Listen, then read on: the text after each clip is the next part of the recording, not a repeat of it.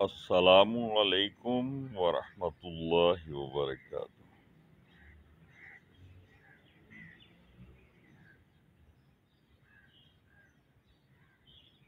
عجیب زمانہ آ گیا۔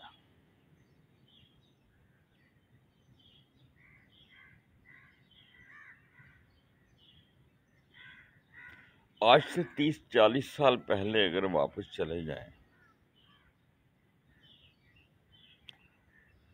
ہماری مائیں، ہماری بہنیں، ہماری بچیاں،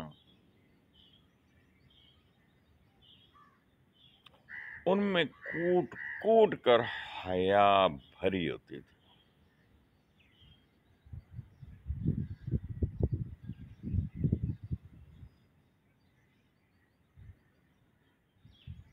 اور یہی وجہ ہے کہ اس زمانے میں اگر ہم کسی ماں کو، بہن کو، بچی کو جب ہم اس سے بات کرنا چاہتے تھے تو وہ انتہائی شرماتی تھی، ہچکچاتی تھی اور اپنے دوپٹے سے اپنا منہ ڈھانپے رکھتی تھیں، یا یوں کہہ لیں کہ پردہ کرتی تھی۔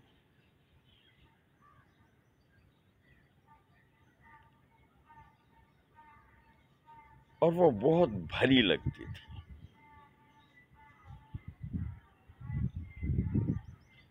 جبکہ اس کے برعکس آج کی ہماری ماں، آج کی ہماری بہن، آج کی ہماری بہو بیٹیاں اور بچیاں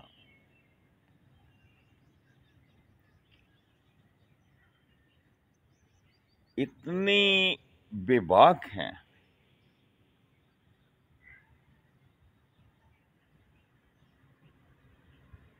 کہ وہ جب غیر محرم سے بھی بات کر رہی ہوتی ہیں نا، تو ان کے چہرے پہ ذرا بھر شرم و حیا، ملال نظر نہیں پڑتا، نہ کوئی ہچکچاہٹ ہوتی ہے، نہ وہ بلکہ ہنس ہنس کر اور اس طرح کے انداز میں جیسے دوستانہ ماحول ہوتا ہے، وہ غیر محروں سے محو گفتگو ہوتی ہیں۔ اپنوں کا تو حال اللہ ہے، محرم کی بات اپنی جگہ پر، محرم سے تو اس سے بھی زیادہ فرینکنس ہوتی ہے۔ نہ بڑوں کا ادب کیا جاتا ہے،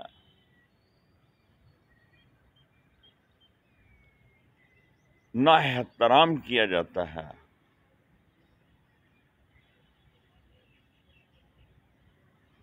بلکہ ایک عجیب سی روش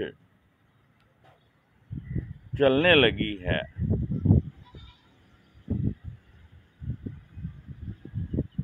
کہ پنجابی جی کی کہندے نے بڑیاں نو تے گھا بھی نہیں پاندے، اس لیے کہ وہ سمجھتے ہیں کہ یہ تو عقل سے آ رہی ہیں، عقل تو صرف ہمارے پاس ہی ہے۔ ان کو کوئی سمجھائے تو وہ ہماری باتیں ان کی سمجھ میں نہیں آتی۔ وہی زمانہ تھا جب صبح اٹھ کے بچیاں قرآن کھولا کرتی تھیں، نماز پڑھا کرتی تھیں، اللہ کا ذکر کیا کرتی تھیں، اور اللہ کی یاد میں مصروف رہا کرتی تھیں۔ ان کے دل اللہ کے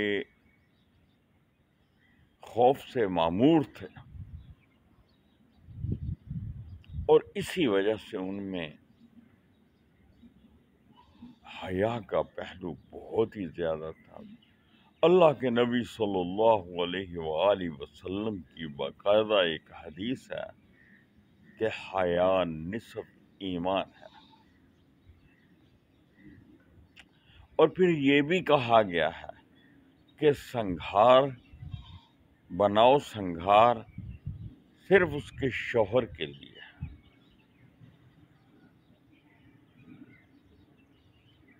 لیکن یہاں تو الٹی گنگا بہتی ہے۔ گھر میں جس طرح کے مرضی کپڑے پہنے ہوں، بال بکھرے ہوں،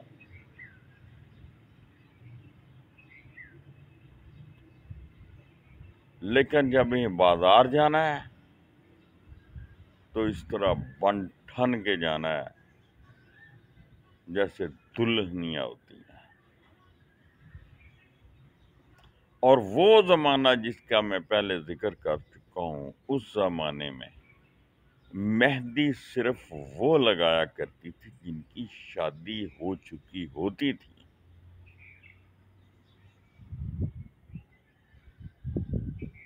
زیادہ تر وہی بچیاں یعنی کہ مہندی اور اس طرح کی جو چیزیں تھیں ان کا استعمال کرتی تھی،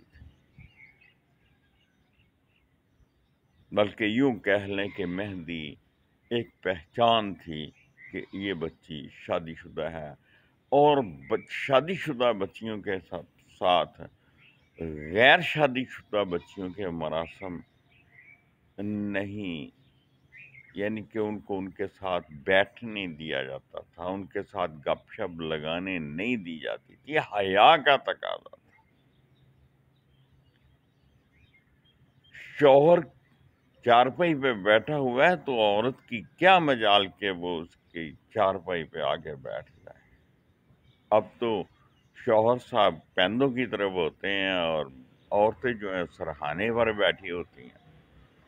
ہاں، یہ اس زمانے کی بات تھی کہ بزرگ آدمی جو ہے یا بڑا جو ہے، اور اس کو ہمیشہ سرہانے کی طرف ہی جگہ دی جاتی تھی۔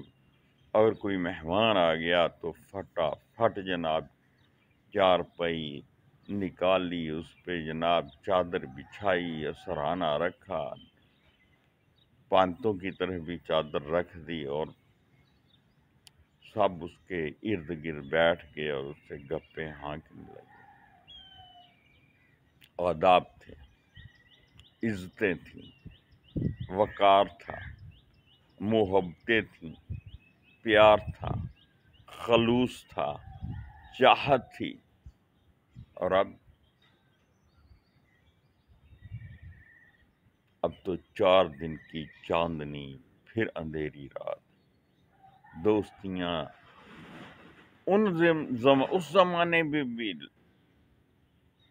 محبتیں تھیں، لوگ ایک دوسرے سے دوستیاں بھی کرتے تھے، عشق معشوقی کا دور بھی چلتا تھا، وہ بھی کہیں در پردہ، یعنی کہ جہاں تک ہو سکتا تھا در پردہ ہی ہوتا تھا۔ لیکن آج تو ہر بچی کے ہاتھ میں موبائل ہے، اور اس کو یہ بھی پتہ ہے کہ ابو کہاں ہیں، امی کہاں ہے، بہنیں کہاں ہیں، بھائی کہاں ہیں۔ وہ جب چاہے ملاقات کے لیے بلا سکتی ہے، جب چاہے ملاقات کے لیے جا سکتی ہے، اور پھر موٹر سائیکل پر جب یہ گشت کر رہے ہوتے ہیں تو ہر دیکھنے والے کو پتہ ہوتا ہے کہ یہ عاشق اور معشوق ہے، کیونکہ ان کی باتیں کرنے کا انداز، ان کا موٹر سائیکل چلانے کا انداز ہی نرالا ہوتا ہے۔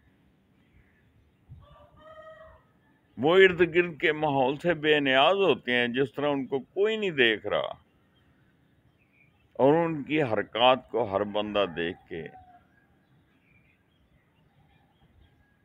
عجیب سا محسوس کرتا ہے۔ یہ ہے۔ ہاں، ایک اور بات، بڑا چھوٹے کو تم کہہ کے یا تو کہہ کے مخاطب کرے تو جناب اس کا موڈ بن جاتا ہے کہ جیسے اس کی توہین ہو گئی، جبکہ ہم اپنے اللہ کو تو اور تم کہہ کے بلاتے ہیں۔ یا اللہ تو ہم پہ رحم کر، یا اللہ تو ہم پہ اپنا کرم نازل فرما، یا اللہ تو ہمارے آبا و اجداد پر اپنی رحمت نازل فرما اور انہیں جو اس دنیا سے رخصت ہو گئے انہیں بخش دے۔ وہ پروردگار عالم جو پوری کائنات کا رب ہے، پوری کائنات کا مالک ہے،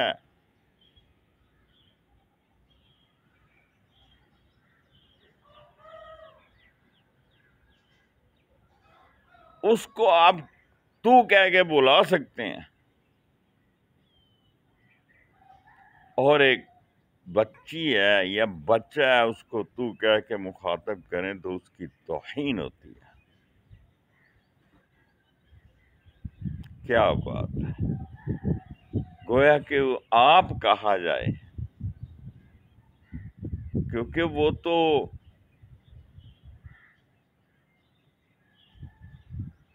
اس طرح کی ایجوکیشن ہے ہمارے ملک میں، اس طرح کا علم ہم اپنے بچوں کو بانٹ رہے ہیں کہ اس نے والدین، بہن بھائیوں، بڑوں بزرگوں کے درمیان یہ خلیج پیدا کر دی ہے۔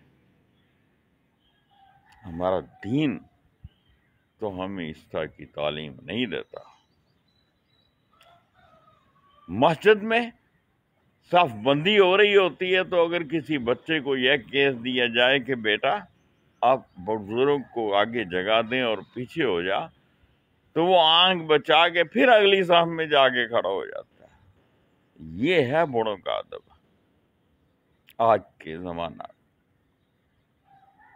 اپنا خیال رکھیے گا، دعاؤں میں یاد رکھیے گا۔ بہت بہت شکریہ۔ فی امان اللہ۔ اللہ حافظ۔ یہاں چلتے چلتے یہ بات باور کرا دوں کہ ہمیں اپنے گھر میں، اپنے ماحول میں، اپنے ارد گرد، اپنے ملنے جلنے والے بچیوں کو، بہنوں کو، ماؤں کو پازیٹیو مثبت تعلیم یعنی دینی تعلیم سے روشناس کراتے رہنا چاہیے، اللہ سے ڈراتے رہنا چاہیے، اللہ اور اللہ کے نبی کے حکموں سے ان کو آگاہ کرتے رہنا چاہیے، اور دوستانہ ماحول میں، تاکہ وہ برا محسوس نہ کریں۔ امید ہے